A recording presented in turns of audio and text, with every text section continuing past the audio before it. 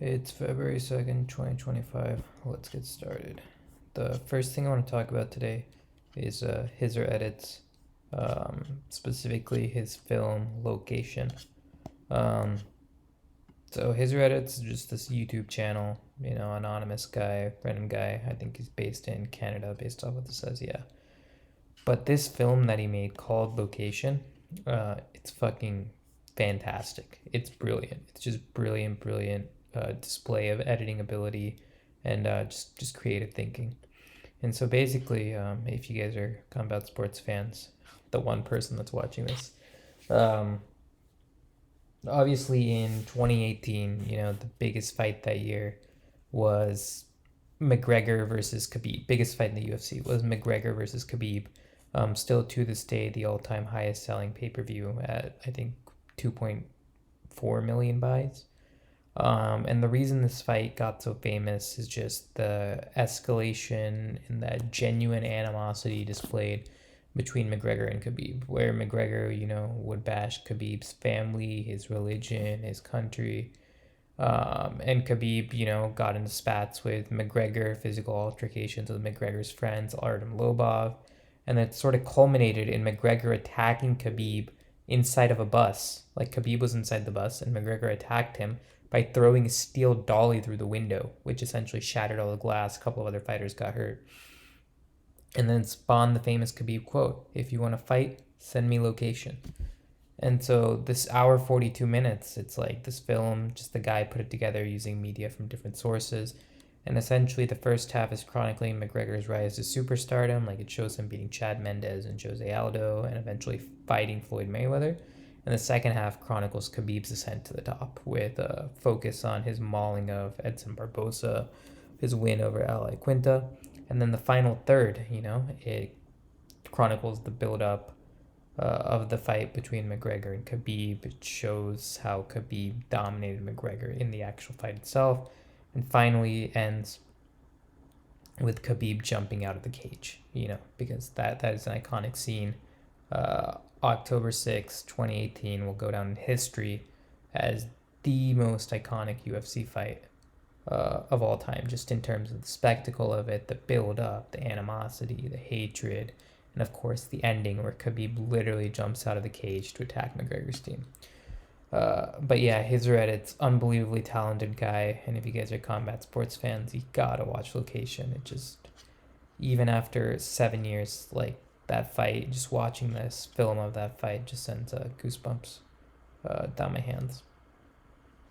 The second thing I wanted to talk about today was squatting. So today was leg day for me. I do the bro split, I think it's called, so push, pull legs.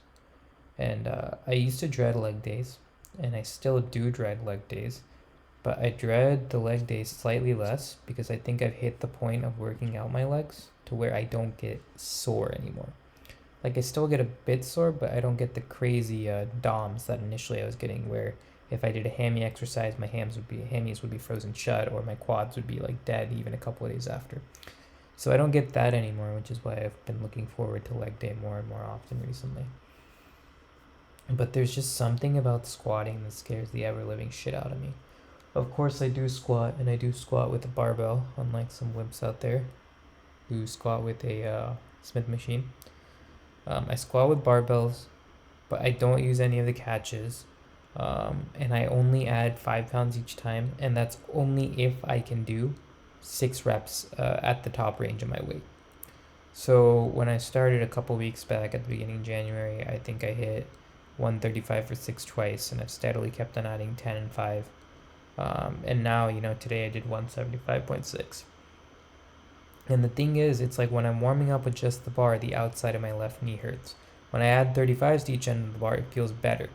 And then when I go up in weight to 175 like I did today, the first set feels amazing.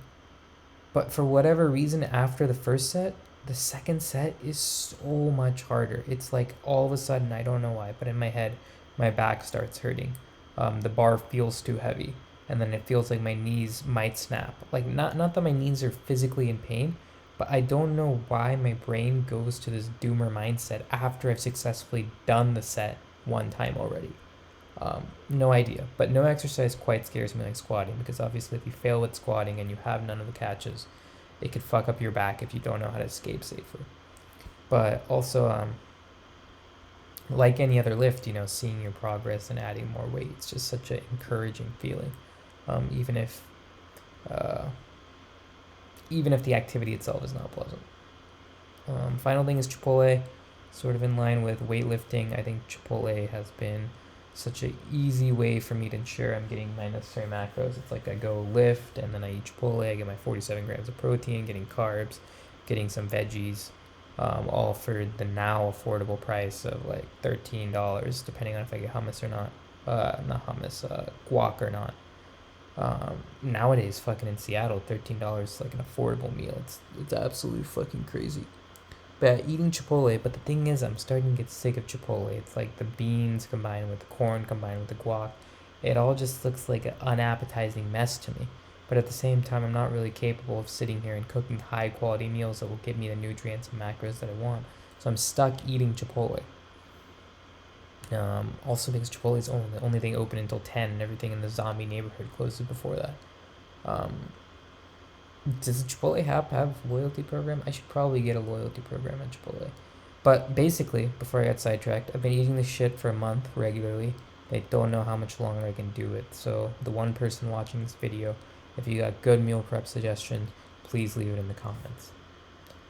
But yeah, that's it for today.